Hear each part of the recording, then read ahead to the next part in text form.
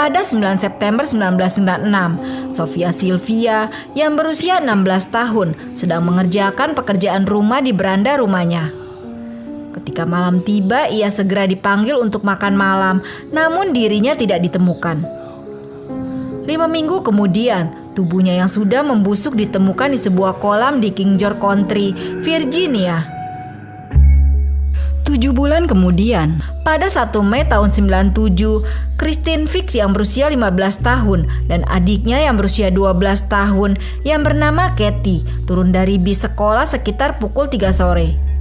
Ketika ayah mereka pulang kerja beberapa jam kemudian, dia menemukan tas buku Christine di rumput. 5 hari kemudian pada 6 Mei, jasad Christine dan Kathy ditemukan mengambang di bawah jembatan dekat Sungai Anna Selatan, sekitar 40 mil dari tempat mereka terakhir kali terlihat. Dengan bertambahnya jumlah korban, sebuah tim dibentuk untuk menemukan pelaku penculikan, kemungkinan pelecehan seksual, dan penghilangan nyawa ketiga gadis tersebut. Meski ada banyak petunjuk, tidak ada satupun yang bisa menunjukkan siapa pelakunya. Bukti DNA, rambut, dan serat dari tubuh-tubuh itu juga tidak mengarah pada tersangka manapun. Nampaknya kasus ini akan menjadi kasus yang terbengkalai karena selain tidak ada barang bukti yang kuat, pelaku juga berhenti melakukan aksinya sampai pada suatu ketika beberapa tahun kemudian masuk lagi laporan gadis yang menghilang.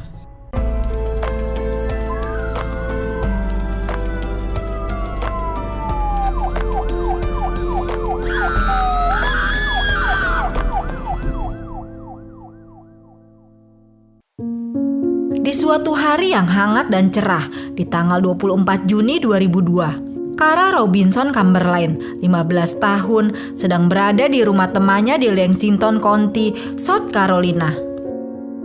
Hari itu seharusnya akan menjadi hari yang menyenangkan di bawah sinar matahari untuk Kara Robinson dan sahabatnya, Heather, karena setelah menikmati menginap di malam sebelumnya, keduanya berencana untuk menghabiskan sore hari dengan berenang di sebuah danau di West Columbia, Carolina Selatan. Apa yang dimulai sebagai pagi biasanya berubah menjadi tak terduga ketika Ibu Heather menelepon dan meminta kedua anak perempuan itu menyirami taman bunga sebelum pergi ke danau.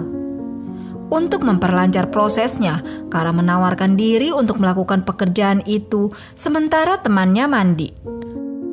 Saat dia berdiri di halaman depan tanpa alas kaki dan hanya mengenakan celana pendek dan kaos, Kara melihat sebuah mobil Pontiac berwarna hijau yang melaju pelan di jalan. Beberapa saat kemudian, dia melihatnya lagi. Hanya saja kali ini mobil itu masuk ke jalan yang menuju ke halaman rumah Heather. Sebelum dia menyadarinya, seorang pria berusia sekitar 30-an dengan pakaian casual berjalan ke arahnya sambil membawa setumpuk majalah. Pria itu mengenakan topi bisbol dan senyum yang mengembang. Setelah mengucapkan selamat pagi, orang asing itu yang sepertinya seorang salesman memanggil Kara. Pria itu bertanya apakah orang tuanya ada di rumah dan Kara menjawab, "Ini bukan rumah saya, ini rumah teman saya." Pria itu pun bertanya lagi, "Bagaimana dengan orang tuanya? Apakah orang tuanya ada di rumah?" Kara menjawab, "Tidak, ibunya sedang tidak ada di rumah." Lalu pria itu berkata lagi, "Baik, saya akan menitipkan ini padamu saja."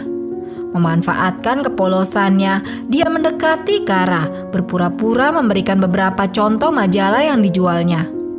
Ketika pria itu sudah sangat dekat dengan dirinya, Kara baru menyadari bahwa ia berada dalam masalah, tetapi saat itu sudah terlambat.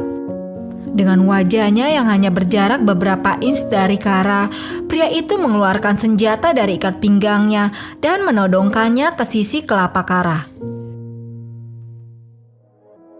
Setelah mengancamnya untuk diam atau dia akan ditembak, pria itu membawanya ke mobil di mana ada kotak besar di kursi belakang. Dia kemudian memerintahkannya untuk masuk ke dalam yang dilakukannya tanpa protes. Meski berada dalam situasi yang sangat buruk, Kara tahu bahwa dia harus mematuhi aturan penculiknya jika ingin selamat. Setelah meringkuk di dalam kotak, penculiknya menutup-tutupnya sebagian. Saat mobil mulai bergerak, Kara menghitung beberapa kali mereka berbelok dan ke arah mana mereka pergi.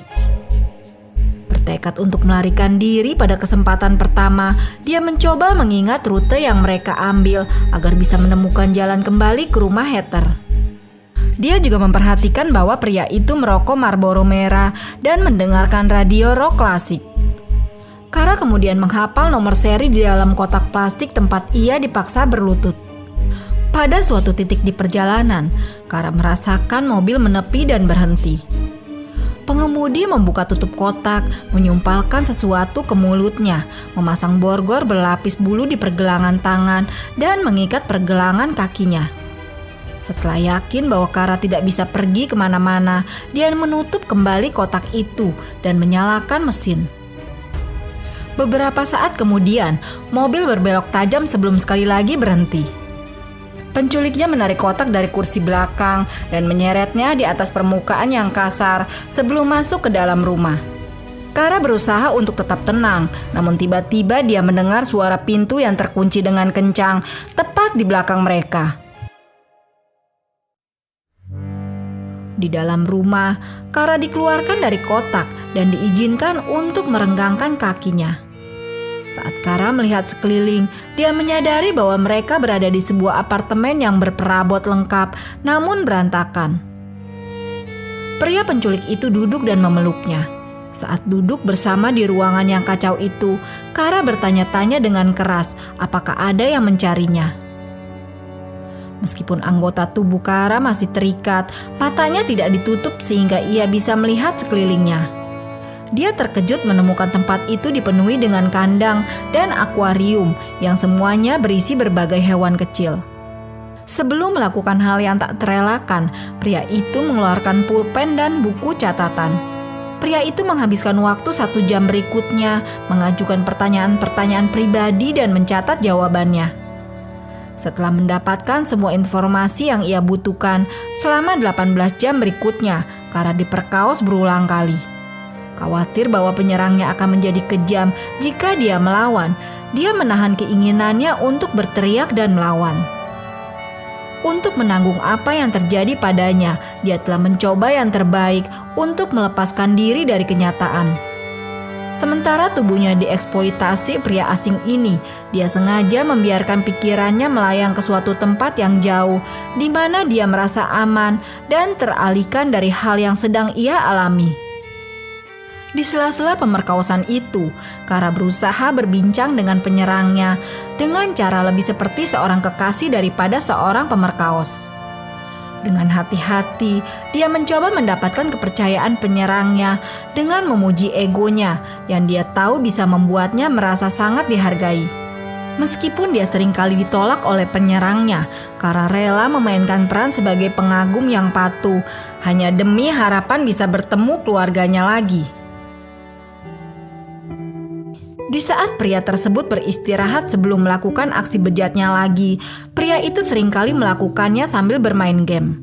Sementara Kara sibuk mengumpulkan bukti yang ia yakini akan berguna di masa depan. Ketika pria itu membawa dirinya dalam tubuh yang tidak berpakaian lengkap ke dapur, Kara mengabaikan rasa malu, namun fokus mengingat sebuah nama yang tertulis di sebuah kartu nama yang tertempel di kulkas dengan magnet.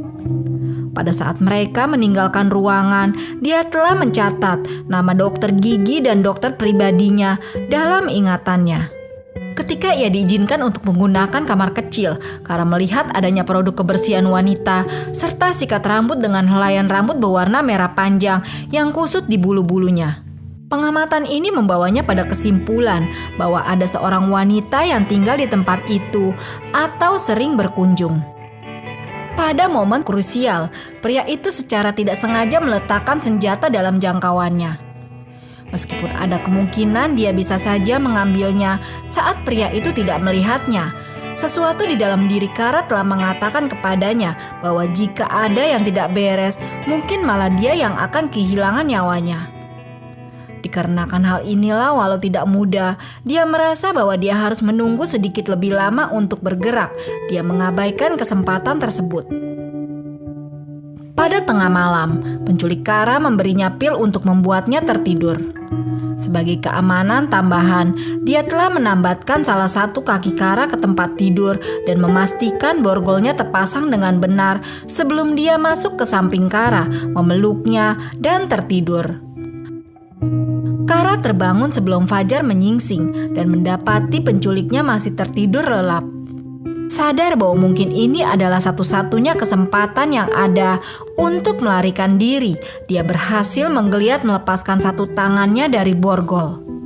Hanya dipisahkan dengan 2 pintu di antara dia dan kebebasan, Kara tahu bahwa dia harus bergerak dengan kecepatan cahaya untuk melarikan diri tanpa mengganggu pelakunya.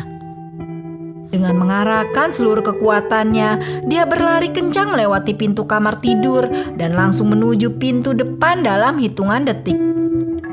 Kara menyadari bahwa dalam waktu singkat penculiknya bisa mendengar langkah-langkahnya dan mengejarnya. Dia membayangkan betapa mengerikan jika dia ditangkap kembali dan dibawa ke apartemen tempat bahaya menanti. Karena itu, Kara segera berlari ke jalan dan menghentikan mobil pertama yang dilihatnya. 2 pria di dalam kendaraan itu tahu bahwa ini bukan lelucon ketika mereka melihat borgol menggantung di pergelangan tangan remaja yang berpakaian seadanya serta tampak putus asa itu. Ketika mereka berhenti untuk menolong, remaja tersebut dengan panik menjelaskan bahwa namanya adalah Kara Robinson dan dia telah diculik. Saat pengemudi yang terkejut membuka pintu untuk membiarkannya masuk, dia menunjukkan apartemen tempat dia disekap dan menyuruh mereka untuk membantu mengingatnya. Kemudian kedua pria itu langsung membawa Kara menuju ke kantor serif.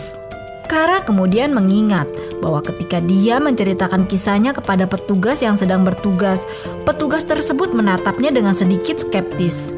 Lagi pula, tidak setiap hari ada orang yang datang menerobos pintu dengan borgol yang samar-samar dan mengaku telah terbebas dari cengkraman penculik dan pemerkosaan. Untungnya salah seorang petugas menyadari bahwa ada laporan gadis hilang yang masuk beberapa saat lalu.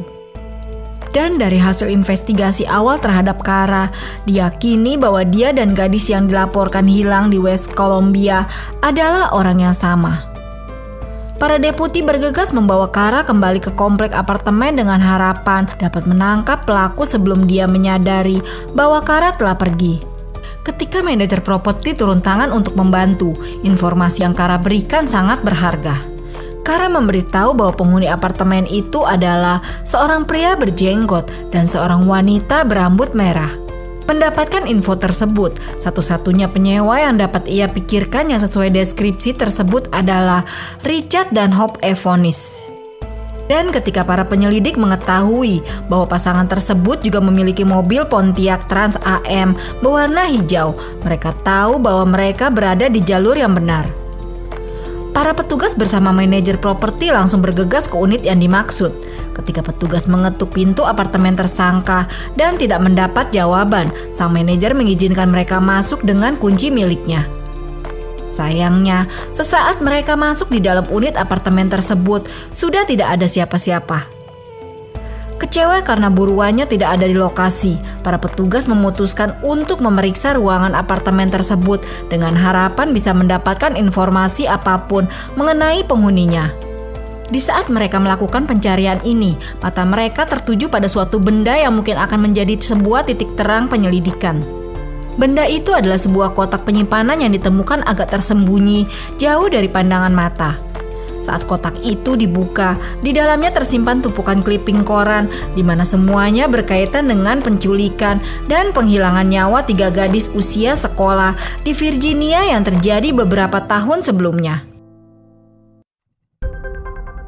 Selain berisi artikel-artikel tentang ketiga gadis yang ditemukan sebelumnya, para penyelidik juga menemukan lusinan gambar gadis-gadis di bawah umur tanpa mengenakan busana apapun.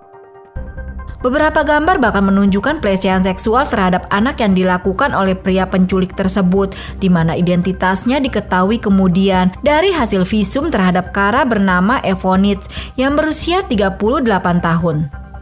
Sementara TKP sedang diproses, Kara dibawa ke rumah sakit, di mana alat tes pemerkosaan dilakukan. Dengan DNA penyerangnya yang sekarang mereka miliki, perburuan dimulai dengan sungguh-sungguh terhadap Richard Evonitz yang menurut pihak berwenang bukan hanya seorang penculik dan pemerkaos, tetapi juga seorang pembunuh berantai. Pada tanggal 27 Juni, para penyelidik menerima petunjuk yang mereka tunggu-tunggu ketika saudara perempuan Evonitz memberitahu mereka bahwa dia akan bertemu dengannya di Sarasota, Florida. Dia menambahkan bahwa selama percakapan telepon singkat mereka, dia mengaku bahwa dia telah melakukan hal-hal yang mengerikan, tetapi menutup telepon sebelum menjelaskan lebih lanjut. Ketika Evonitz muncul untuk makan siang yang dijadwalkan, para detektif telah menunggu. Namun sayangnya, saat itu Evonitz menyadari bahwa dia telah jatuh ke dalam perangkap dan dia pun melarikan diri dari tempat kejadian dengan pengejaran petugas. Setelah menabrak ranjau paku yang disiapkan di jalan oleh polisi dan kehilangan kendali atas mobilnya, buronan itu terpojok. Ketika seorang petugas K9 mendekat, daripada menyerah dan menghadapi konsekuensi atas tindakannya, Evonitz malah menodongkan senjata ke kelapanya dan menarik pelatuknya. Dari hasil investigasi lanjutan diketahui bahwa Evonitz kemungkinan besar menyimpan artikel koran tentang kasus gadis yang hilang dari Virginia sebagai sebuah sindera mata. Para detektif memutuskan untuk melihat lebih dekat pada kasus-kasus lama di Spotsylvania. Ketika serat karpet yang diambil dari bekas rumah Evonitz di Fredericksburg dibandingkan dengan serat yang ditemukan pada ketiga gadis itu, ternyata cocok. Serat yang diambil dari selimut di apartemennya di South Carolina juga terbukti tidak dapat dibedakan secara mikroskopis dengan serat yang ditemukan pada jasad ketiga gadis itu. Pemeriksaan forensik terhadap mobil Trans Am mengungkapkan bahwa sidik jari telapak tangan yang ditemukan di bagian dalam bagasi adalah milik Christine Fix. Sidik jarinya juga ditemukan di dalam kendaraan 5 tahun setelah penculikan dan penghilangan nyawanya.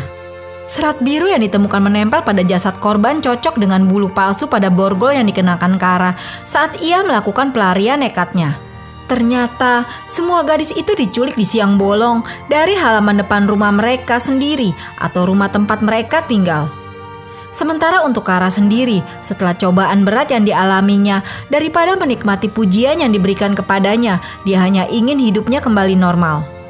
Sebagai cara untuk mencapai tujuan itu, dia menyimpan peristiwa hari yang mengerikan itu di dalam hatinya, menolak untuk membaginya dengan siapapun, kecuali jika benar-benar diperlukan.